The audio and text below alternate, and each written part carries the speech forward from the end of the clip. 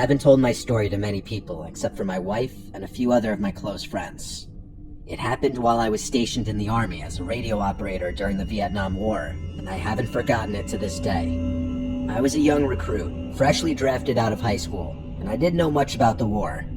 I had no idea what I was getting into or what it was all for, but what I did know was that I had a duty to my fellow servicemen. We arrived on a Friday evening and got loaded onto many buses to be taken to our barracks. The air was very humid, and the soil was soaking wet due to a storm that had just passed through the area. I vividly remember the drive and how it stunk like sewer.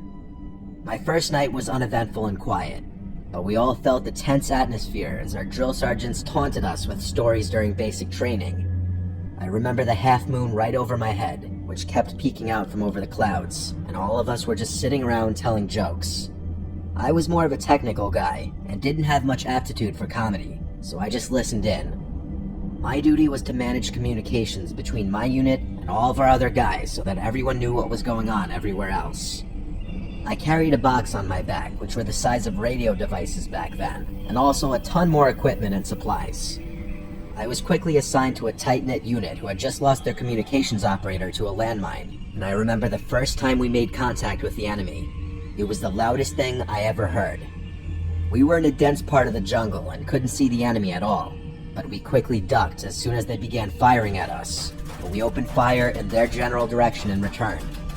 The chaos seemed to last forever, and we probably ceased fire after a couple of minutes. We advanced forward to close in on the enemy and secure the area, and it was the first time I ever saw the enemy up close. There they were, 3 dead Viet Cong soldiers laying in a pool of their own blood. I couldn't believe that I was looking at 3 human beings that were alive just moments ago. Young guys who maybe had sisters or brothers and parents. They were probably just chilling around moments before we arrived, and here we are moments later, looking at their motionless bodies. But I must say that I felt justified, because they were the enemy, and they would have been standing over our dead bodies instead. A few days later, we got assigned to a different location, which saw heavier casualties and needed more support. I grew accustomed to the violence and saw many of our young men die painfully. One day, I was told by my NCO that someone wanted to speak with me. I was greeted by an older man in his late 50s who looked totally out of place. His demeanor was calculated and predictive, and even my commanding officer seemed to have turned into a yes man in front of him. He introduced himself as Frederick Douglass, an intelligence officer stationed nearby, and that I was going to be assigned to him as an RTO for his unit. I liked my unit and wanted to stay with them, but orders are orders, and I had no choice, so I got on the Huey and went with him. We landed in a heavily wooded area next to a few Viet Cong huts. It was heavily built up by the enemy, and I could definitely imagine the fight that must have taken place here. There were some guys who had gas masks on, and others standing nearby, but they didn't seem to notice me or even care that I was there. It was a very strange atmosphere that didn't feel quite right. These guys didn't act like normal soldiers, and definitely didn't have the look of fear in their eyes as most of us did.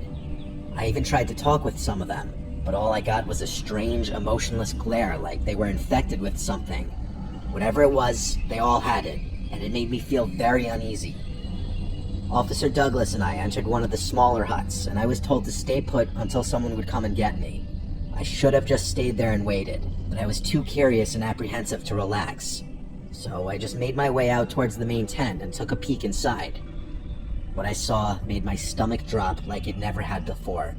On a makeshift table lay 6 murky containers. Each one of them had a severed head of a guerrilla fighter inside, with several tubes and wires protruded from them.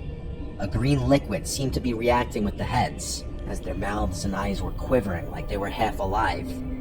I suddenly felt a hand grab onto my shoulder. It was Intelligence Officer Douglas, and he looked very upset. I meekly asked what they were doing inside there, but he angrily said that I should not have gone in there and sent me back to my hut. We must have been attacked or something, because I woke up a day later in triage with several broken ribs and a fractured collarbone, with no memory of anything that happened right after that. I never saw Officer Frederick Douglass or those soldiers ever again during my time, if that was even his real name. And I often wonder what those guys were doing back there. Maybe they were trying to gather intelligence from dead enemy soldiers or something. Either way, it was a strange experience that I'll never forget.